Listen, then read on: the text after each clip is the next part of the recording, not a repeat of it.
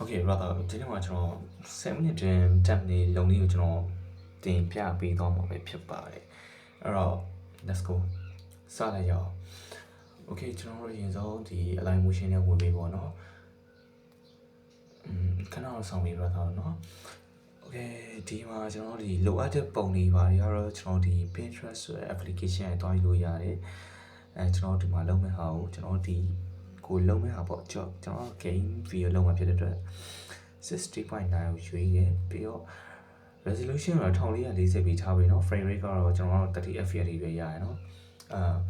ခုဒီလုံးကိုလုံးမဲ့ပုံရဒီ background လေးပေါ့ဗျာเนาะပြီးရင်ဒီပေါ့ဒီ screen အဖြူကြီးပျောက်အောင်ကျွန်တော်ချိန်မိပေါ့ဗျာเนาะ okay ပြီးတော့ဆိုရင်ကျွန်တော်ဒီ media ထဲမှာကျွန်တော်တို့ဒီရွေးထားတဲ့ပုံပေါ့ကျွန်တော်ထည့်မယ်ပုံလေးကျွန်တော်ထည့်မယ်ပြီးရင်ကျွန်တော် background ပြောက်ဖို့ effect သုံးရမယ်เนาะဒီမှာ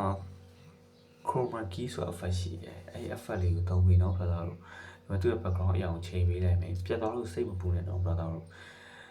3 show ဘယ်ဘက်ကိုဒီဘယ်ဘက်ကိုဆွဲပေးဖို့ဗျာเนาะ sorry ညာဘက်ကိုပြောညာဘက်ကိုဆွဲပေးလိုက်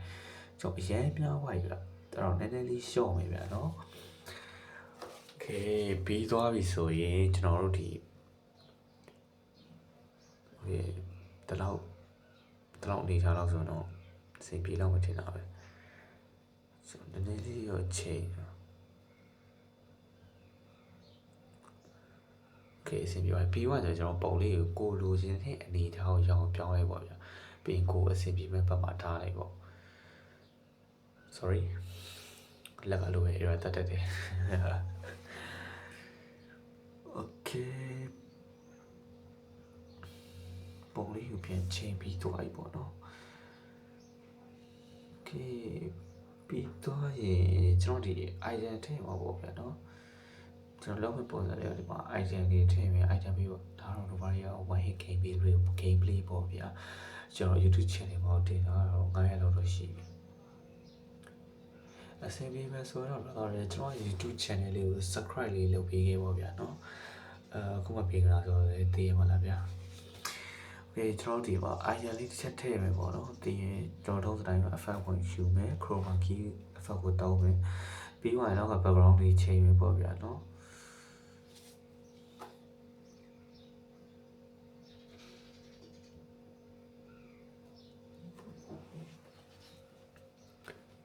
background လေးတစ်ချက်ချိန်မယ်ပေါ့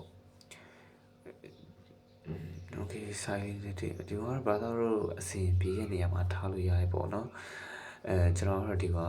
ထားစရာဗေဒထားထားမသိကျွန်တော်တော်လေးတော့ကြောင်ပြောက်သွားတယ်ဒီမှာ Okay ဒီမှာကျွန်တော်တို့ဒီ dash ရေးနေပေါ့နော်ဒီ dash မှာက brother တို့ဒီအစီပြေးမဲ့တိုက်တယ်လေးတစ်ခုထည့်ပေါ့ဗျာနော် Okay ကျွန်တော်ဒီ dash ရေးတဲ့နေရာတော့ကျွန်တော်တော်လေးကြာခဲ့ပေါ့နော်ဒါကြောင့်ကျွန်တော် skip လိုက်မယ်brother တို့ dash ရေးတဲ့နေရာမှာတစ်ခုတတိထားမှာကျွန်တော်တို့ဒီအပေါ်မှာဆိုရင်review recruiter ဆိုရှိတယ်ဗျာအဲ့မှာကျွန်တော်တို့လိုချင်တဲ့ font တွေရဲ့ပုံစံတွေကိုကျွန်တော်တို့ဝင်ယူလို့ရမယ်နောက်တစ်ခုက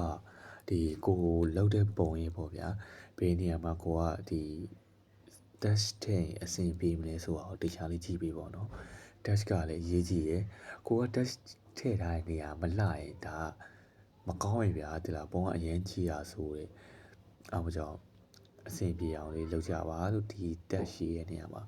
Okay အဲ့ဆိုတော့ကျွန်တော်ဒီနေရာကိုတော့ကျွန်တော် skip လိုက်မယ်เนาะဘာလို့ဆိုတော့ဒီ dash လုပ်တဲ့နေရာမှာကျွန်တော်ဒီတိုက်တယ်ကိုစဉ်းစားနေအချိန်လေးတော်တော်ကြာတယ်အဲ့မကြောက်เนาะနောက်တဲ့တစ်ဆင့်ကိုတွားကြမယ် Okay brother ကျွန်တော် skip ပြီးသွားပြီเนาะဒီမှာကျွန်တော်တို့လိုချင်တဲ့ form ကြီးကျွန်တော်တို့ရွေးမယ်အစားကျွန်တော် skip ဖို့လုပ်လာဗျာဒါပေမဲ့ဒီ form ကြီးပါယူရင်ပြဿနာဖြစ်မှာဆိုလို့ကျွန်တော်ကဒီမှာလာပြီးတော့လုပ်ပေးရပါဗျာ sorry ဒီမှာကျွန်တော်နာမည်တော်တော်လေးစဉ်းစားလိုက်ရတယ်ပေါ့နော်တော်တော်လေးနေရာချိန်လိုက်ရတယ်ဘာလို့ဆိုတော့ကိုကဒီနေရာနာမည်မလှရင်ဗျာဘလို့မှကြည်ရတာအဆင်ပြေမှာမဟုတ်ဒီနေရာလေးအချက်လောက်တီးရကြည့်ပေးဗျာနော်ကျွန်တော်လည်းမစကစ်တော့ဘူးအဆုံးလေးကျွန်တော်ပြလိုက်ပြီဗျာနော်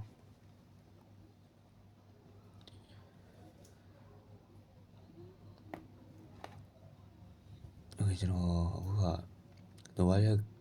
one hit base ဆိုတာကြီးအဲ့တိုက်တယ်မချိုက်ဘူးဗျာကျွန်တော် Novaria gameplay ဆိုပြီးရေးတယ် Okay brother ကျွန်တော်ပြထားတဲ့ idea နဲ့လေတော့ဆောက်လို့ရရနော်ဒီ plan win နေရာမှာကျွန်တော် Holy Crystal ထည့်ထည့်လို့ရရနော် brother ဒီကောင်ကလေကင်းကြောင့်ရင်အတိအကျရှိမထည့်ရတယ်မိတ်တွေမစမန်တွေဒီကောင်လေးတော့လုံးဝတစ်ချက်ပဲဗျာသိလားမာဗျာလင်းတို့လန်စလော့တို့ဟန်နဘီတို့မီယာတို့ဒါတွေကဒီကောင်လေးက1 hit ပဲလုံးဝတစ်ချက်ပြစ်တာနေဗျာတကောင်က easy ပြောက်တယ်အတိအကျရှိတဲ့ရင်တော့မရဘူးပေါ့ဗျာသိလားကျွန်တော်တို့ဒီ sky visa တော့ကျွန်တော်ပွဲတာပါထည့်